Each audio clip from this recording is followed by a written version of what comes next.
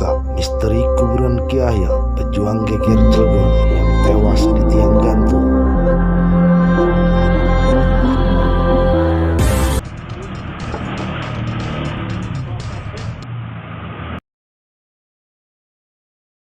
Warahmatullahi wabarakatuh. Teman-teman, saya berada di area pemakaman Kiai lingkungan Telu, Kecamatan Jombang. Nah, teman-teman, di sini dahulunya adalah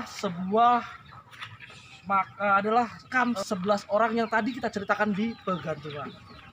Teman-teman, untuk mengulas, kita nggak tahu di mana kuburannya, di mana dimakamkannya, tetapi saya akan ajak 2 orang narasumber, yaitu cucu keturunan daripada Ki Yahya.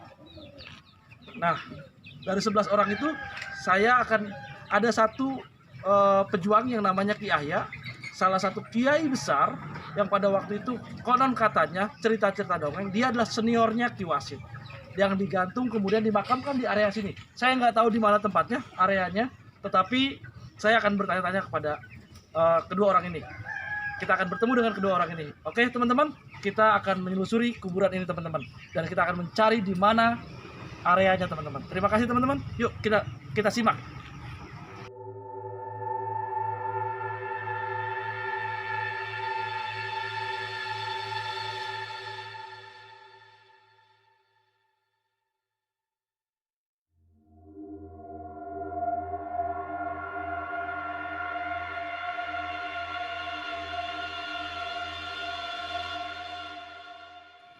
Teman-teman, sekarang saya berada di makam pejuang yang ikut digantung pada waktu itu. Ini adalah makam Ki Muhammad Yahya bin Ental Ma'at.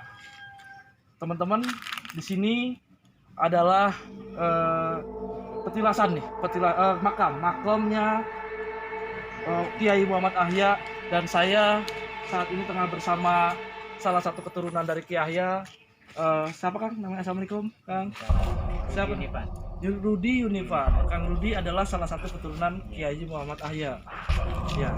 Nah, dari keturunan yang keberapa nih Pak? Kelima. Ya, Kang Rudi sering di sini? Alhamdulillah sering di sini. Hari ini kita akan mengganti kain juga ya Pak? Iya, betul. Mengganti kain batu nisan. Nanti saya akan tanya-tanya Kang Rudi. Dan saya tidak sendiri nanti. Dan Kang Rudi juga nggak sendiri, akan ditemani oleh praktisi sejarah yang juga keturunan Ki Yahya. Mungkin sepupunya atau sepupunya Kang Rudi ya. Oke, teman-teman, nanti ikuti pertanyaan-pertanyaan dan apa sih misterinya sambil kita akan mengganti kain kapan di batu nisan. Teman-teman, yuk kita ikuti terus cerita misteri makom Ki Yahya dan 2 kuburan Ki Yahya. Terima kasih.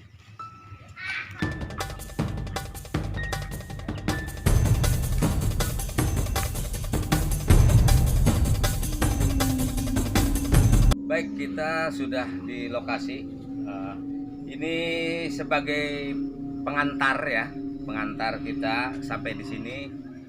Dan sebenarnya ini makam ini seperti diceritakan itu adalah 11 orang. Nah, 11 orang. Tetapi ada hanya yang tersisa itu 2 kuburan ya, 2 makam ini. Satu ini makamnya Haji Mahmud dari Trate Udik gitu, yang ada tulisannya juga. Ini batu nisannya sudah patah gitu, tetapi ini batu nisan yang sama dengan, lihat ya, nanti kita lihat.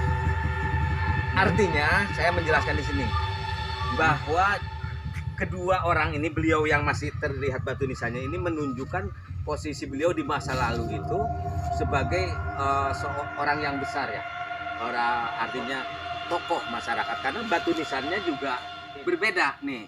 Kita lihat dulu, ini dulu nih misalnya. Nah, ini juga batu nisan zaman dulu, tetapi lebih kecil. Kemudian kalau batu nisan kesininya, nah berbeda kan? Ini berbeda ya. Nah, walaupun ini juga masa lalu gitu ya. Nanti Kang Rudi ini yang akan menjelaskan nih, kenapa posisinya di sini 11 dan hilang kemana. Kemudian siapa-siapa yang ada di sekitar sini. Kalau yang di sana sudah jelas itu pemakaman baru. Ya. Ini artinya batasannya itu dari sini mungkin ke sana. Gitu. Yang hilang itu menurut perkiraan kita ya di sekitar inilah. Kalaupun nanti 11 juga di sini juga ada sekitar inilah. Gitu kita juga nggak tahu ya. Cuman ngumpulnya di sini semua. Ini juga nih kelihatannya ini termasuk kan ada beberapa haji. Nah ini Haji Mahmud, Haji Yahya. Jadi Mungkin Oyong Dengi mungkin di mana? Oyong Dengi mungkin ya di sekitar sini lah, di belakang ya. Biasanya begini, Di depan. dimakamkannya tuh di depan. Kalau kiai-kiainya di depan dulu, kemudian baru pengikutnya di belakang. Biasanya begitu kalau memakamkan itu adabnya. Ada masa lalu juga kan dipakai itu. Jadi begini ya. Sebelum kita nanti mendalami lagi benarkah itu makam Haji Yahya, pasti ada namanya. Dan saya pernah cerita bahwa inilah satu-satunya saksi bisu peristiwa Geger Cilegon itu ini. Gitu. Kenapa saya bilang saksi? Karena ada tulisannya, ada namanya, ada tahunnya. Gitu. Itu yang dijadikan sebagai saksi. Oke Pak Bambang, kita berdoa dulu Pak Bambang Ya, sebelum. jadi gini, biar Pak Rudi ini berdoa dulu.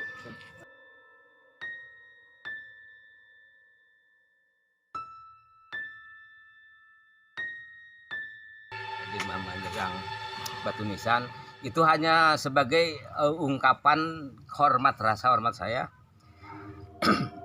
kepada beliau ini, karena sebetulnya ini ada saksinya. Sebentar. Kenapa saya menjadi seperti ini, bisa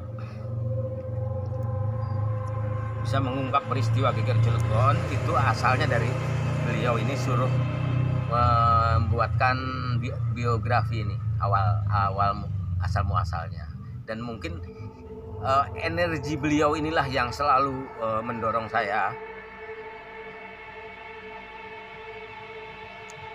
Teman-teman perlu diketahui bahwa kedua orang ini adalah cucu daripada Ki Muhammad Ahya. Saat ini kita akan mengganti kain daripada batu nisan Ki Ahya.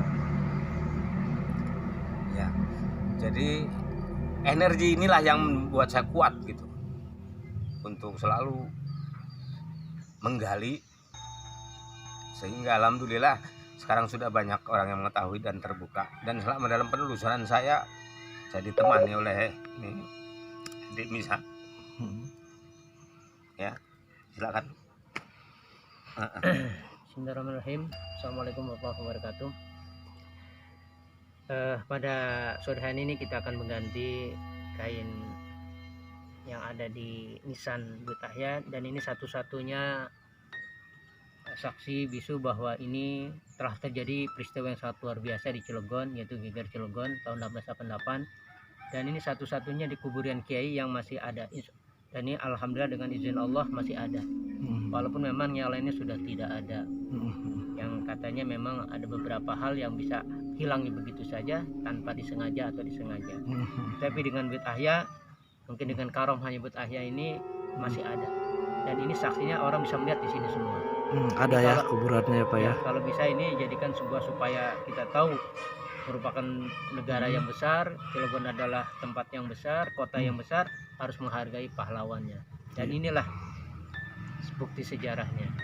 Ya artinya Pak, Ki Ahya ini dulu demi Cilegon darah digantung ya Pak ya. Bahkan ini orang-orang yang secara langsung atau tidak langsung membuat pergerakan kemerdekaan Indonesia. Karena orang-orang yang dibuang, orang-orang yang digantung, inspirasi terbesar untuk menjadi orang besar sebenarnya. Mungkin Pak bukan hanya kuburannya saja, mungkin tempat pegantungannya juga kalau bisa dijadikan tempat bersejarah ya Pak ya. Betul. Cagar budaya pegantungannya. Orang yang datang ke Cilegon tahu Geger Cilegonnya. Bahwa pernah ada peristiwa besar. Luar biasa, bahkan dunia ini. Iya. Katanya ada misteri yang luar biasa nih Pak. Misteri 2 makom dengan 1 orang. Bisa ceritakan Pak? Bismillahirrahmanirrahim. Bahwa Buyut ini termasuk orang yang sakti. Iya, iya. Sakti artinya dua punya mempunyai keilmuan yang dua sangat tinggi. Iya, iya, Karena iya. dia juga seorang ilmuwan dan Iya. kitab-kitabnya banyak. Juga Iya. seorang yang spiritualnya tinggi. Heeh, heeh, Jadi heeh. di dalam cerita orang tua kita dulu bahwa Buyut Ahya ngilang. Oh, waktu digantung hilang. Ada Ketika cerita seperti itu. digantung hilang. Iya, jadi Heeh. ketika digantung sudah nggak ada nyawanya dan ngilang. Ah. Iya. Dan ketika yang dimandikannya pun hanya gedebong pisangnya. Ah, Ceritanya ah. seperti Itu cerita atau nyata, Pak? Dan itu cerita turun dari Turun-temurun. turunnya dan kita mempercayai itu. Hmm. Dan waktu dicari seorang Belanda di Jombang Wetan pun bolak-balik nggak pernah ketemu, padahal Buyut Ahya ada di dalam rumah itu. Oh, gitu. Jadi itu luar biasa cerita yang terus menerus dari orang Nah, tua. Buyut Kemudian kita. bisa beredar makomnya 2, padahal orangnya 1. Ya, jadi menurut orang yang tahu ya Iya, tentang itu, dia itu selulup ke Laut Tujuh Negara, Heeh. dari muncul di daerah Tanara. Ah. Daerah Tanara muncul lagi di Tambun, Bekasi. Oh, Nah, kemudian ada di Bekasi. kuburannya ada di Ada kuburan di Bekasi. Ada kuburan Bekasi dulu. Buyut Ahya itu juga menjadi guru ngaji di Tambun, Bekasi. Kok bisa tahu, Pak? Bapak bisa tahu Ya, itu? Kita alhamdulillah ceritanya waktu itu memang agak panjang nih ya. Ya, nggak apa-apa, Pak. Orang tua saya dulu dititipkan salam oleh orang yang dulu kerja di bagian laut gitu ya. Cak Bea Bandar, cukai sekarang. Bea Kalau cukai. sekarang bea cukai dulu Duane. Duane Kardi namanya. itu ya. Iya, ya. Jadi di sana tolong selalu pesan itu orang tua itu kepada Duane Kardi itu. Apa tuh, Pak? Tolong ya titip salam dulu pula rumah kita nih Buri Pasar anuhit sawone gitu kata dia. Itu yang ngomong siapa? Itu orang tua itu yang ada di Tambun itu. Tambun. Ya, Heeh. kita yakin Buyut Ahya untuk Oh. memberikan salam kepada keluarganya yang ada di Jombang Wetan gitu. Berarti itu pada waktu itu masih hidup. Masih hidup tahun 1982-an kalau tidak salah. Oh. Tapi karena tidak tersampaikan terus gitu Iya, kan. iya. Tapi akhirnya dengan izin Allah orang itu menyampaikan ke Keluarga. yang ada di Jombang Wetan dan Wetan. keluarga yang Buyut Ahya ini. Heeh.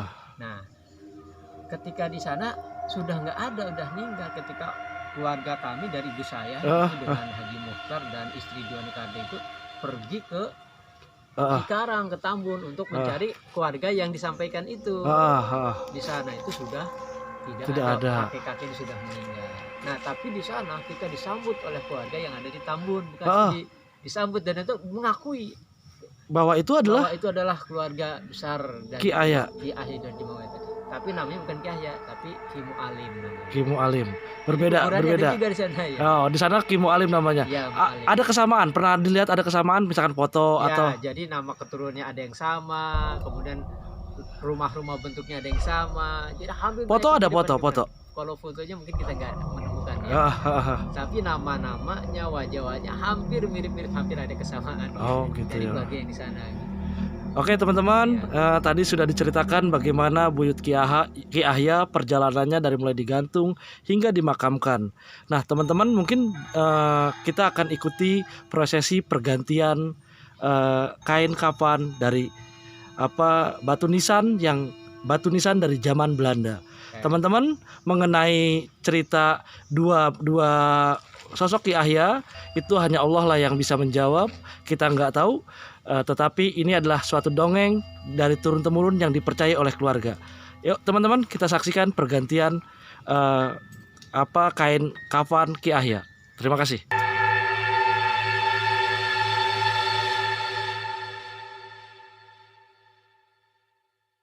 Sepuluh 13.06 ini kalau dikonversikan itu 15 Juni 1889. Kalau dikonversikan ke Masehi 16 10 13.06 itu 15 Juni 1808 pas penggantungan. Dan ini tulisannya masih jelas, ada tulisan hitamnya. Alhamdulillah masih jelas ini. Ini belum diapa-apain, masih asli, hitam-hitamnya juga masih dari zaman 1898. Kiai Haji Muhammad Ahya. Dan Ahya agak kita ketutupin ya.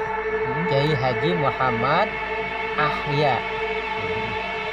Ahya. Namanya emang seperti itu ya? Ya, dulunya. Kiai Haji Muhammad Ahya.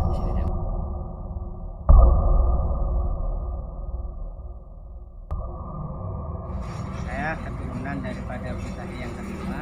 Sering kalau lebaran itu jarah dari Jombang Wetan nyempal jalan ke arah Jombang Cemara, terus ke sini gitu. Dulu masih ada jalan sempalan gitu, sekarang udah jadi pemukiman.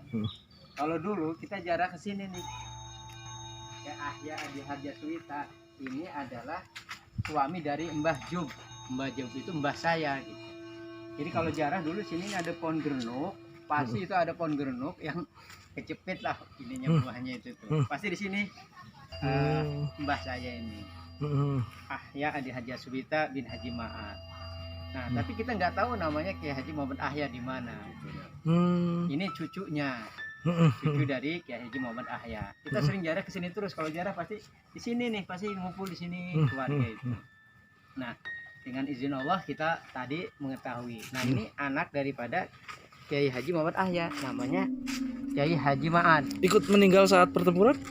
Enggak, kalau dia ini seorang kiai, tetapi juga seorang ketua Dewan DPR Cilegon. Oh, ketua, pada saat itu. oh. Ketua DPR di Cilegon. Oh, ya, ya, ya. Jadi seorang kiai, tetapi dia orang DPR, dia orang terpandang juga. Siap. Ya. Tahun berapa Dek jadi anggota DPR? Sekitar tahun 50-an ya. 50-an lah pada saat 50-an. itu. Karena memang Jumbang Masjid itu masih dipegang oleh beliau. Iya, siap. Ya, siap. Jumbang Masjid itu. Imam masjid Imam masjid besar dan memang besar yang Nurul Ikhlas itu. sekarang. Ini